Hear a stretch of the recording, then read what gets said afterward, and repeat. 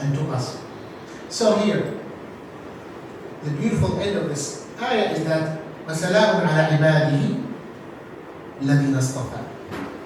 So now, are you ready to receive the peace from Allah subhanahu wa ta'ala? So who are we mixing with Allah subhanahu wa ta'ala and confusing with Allah subhanahu wa ta'ala? Allahu khayrun amma yushrikun.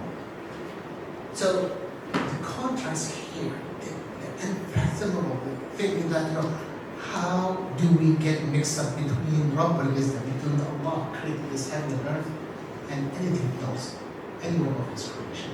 How did that ever happen? How can this even conceal? It is such a ludicrous thing, even contemplate for a second. And the question, who is Allah subhanahu wa ta'ala? Are we ready for this question? And what should our relationship with Allah should be? Then Allah subhanahu wa ta'ala take us step by step on an incredible journey. أعوذ بالله من الشيطان الرجيم. أَمَّنْ خَلَقَ السَّمَاوَاتِ وَالْأَرْضَ وَأَنزَلَ لَكُم مِّنَ السَّمَاءِ مَاءً فَأَنبَتْنَا بِهِ حَدَائِقَ ذَاتَ بَهْجَةٍ مَا كَانَ لَكُمْ أَن تُنبِتُوا شَجَرَهَا أَإِلَٰهٌ مَّعَ اللَّهِ بَلْ هُمْ قَوْمٌ يَعْدِلُونَ. Or, who created the heavens and earth and sends down rain from the sky, by which we cause delighted gardens to grow? You could never cause their trees to grow on your own. Was it another God beside Allah subhanahu wa ta'ala? Absolutely not. But they are a people who set up equals to Allah subhanahu wa ta'ala. Contemplate here what is happening. Contemplate the heavens and the skies and earth. Look how Allah subhanahu wa ta'ala set up the situation from the biggest frame of where we live. Do you contemplate the vast universe that we are part of this? Now contemplate how this whole universe came into specific order of affairs and things, into balance, into the proper qadar and ratios, so that rain can fall from the sky. That requires the sky to begin with, right? We need to have terraforming happening, so that a tree can grow. So that a tree can grow. You see, Allah subhanahu wa ta'ala brings the whole cosmos, the whole universe, and turn it to a single tree. That tree is one of Allah's creation. That tree is precious. That tree has a reason and purpose in this universe. This is Allah subhanahu wa ta'ala we're talking about.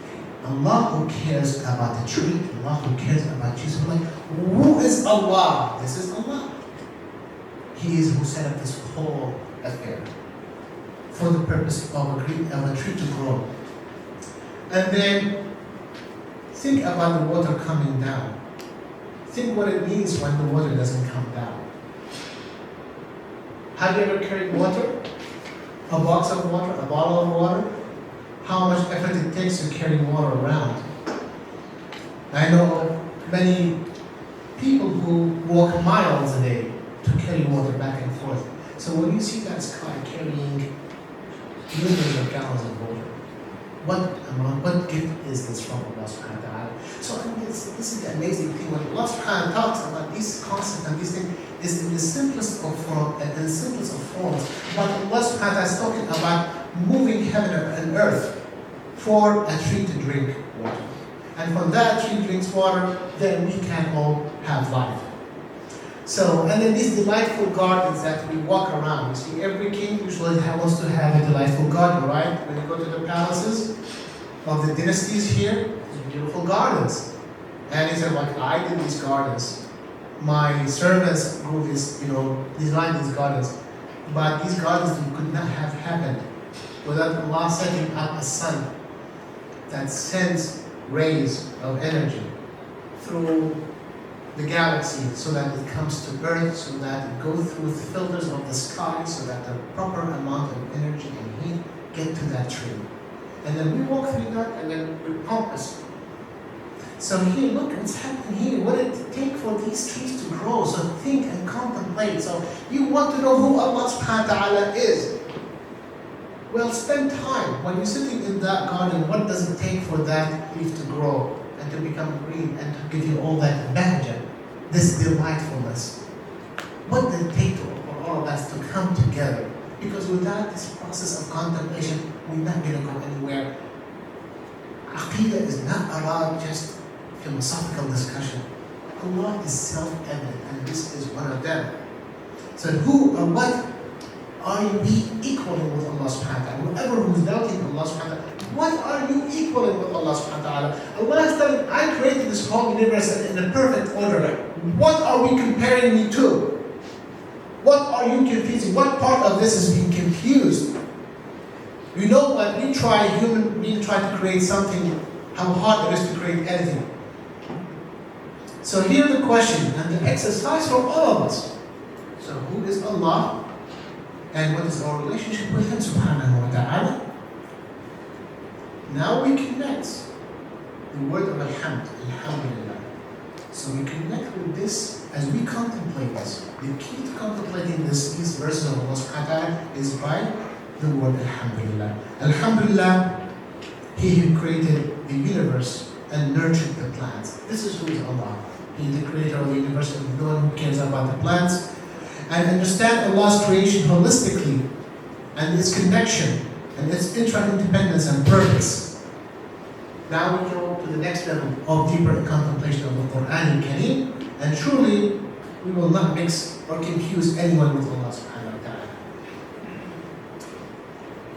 The next verse, أَمَّنْ جَعَلَ الْأَرْضَ قَرَارًا وَجَعَلَ خِلَالَهَا أَنْهَارًا وَجَعَلَ لَهَا رَوَاسِيَ وَجَعَلَ بَيْنَ الْبَحْرَيْنِ حَاجِزًا أَإِلَهٌ مَّعَ اللَّهِ بَلْ أَكْثَرُهُمْ لَا يَعْلَمُونَ.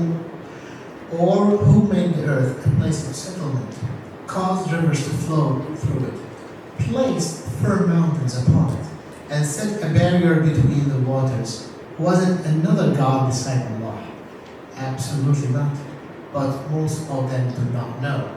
So now Allah subhanahu wa ta'ala moves from the discussion of who He is as the creator of this whole cosmos, as well as coming down to the level of the tree, one living entity, to the something that is in between where this living entity is living on earth.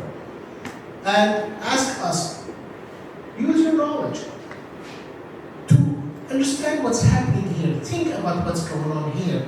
Look at my signs everywhere.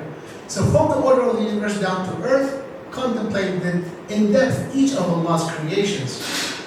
Contemplate what does mean, what this earth is made of. Contemplate what does it mean to be qarar and settled. Contemplate what does it mean to have a river flowing through it. Contemplate what does it mean to have these mountains, and Korea is 70% mountains. What does that all mean? What difference does it all that make? You know what easy way to see what that all means and the difference it makes? Look at Mars. Look at another planet. Planets where they have massive geological, events that nobody can live in that. Even if human want to settle, if you go to Mars, they have 6 months of storms. How do you live in that kind of environment? How do you live without water, without flowing water? How can, even if you have taken water to Mars, will it even stay in place, or will it evaporate instantly and not be there? So with this contrast, look at Allah's creation. There is a reason Allah subhanahu wa ta'ala created all of this. So that with this contrasting, you understand Allah subhanahu wa ta'ala's mercy and love and compassion and magnificent creation. And then seek to read in Allah's names. When you see all of this, many people look at the mountains and just simply analyze it as an inanimate object. And you will only know these mountains are here.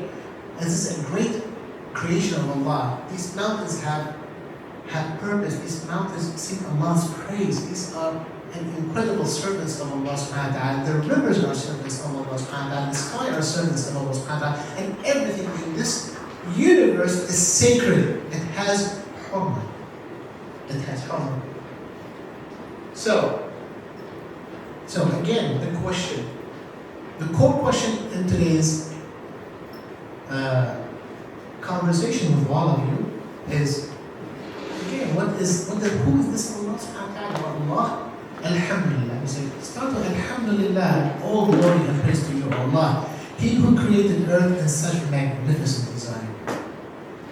And understand Allah's creation holistically and the connection between the settlement of the earth and the mountains and the rivers. Are they connected? Is there any interdependence between all of these things?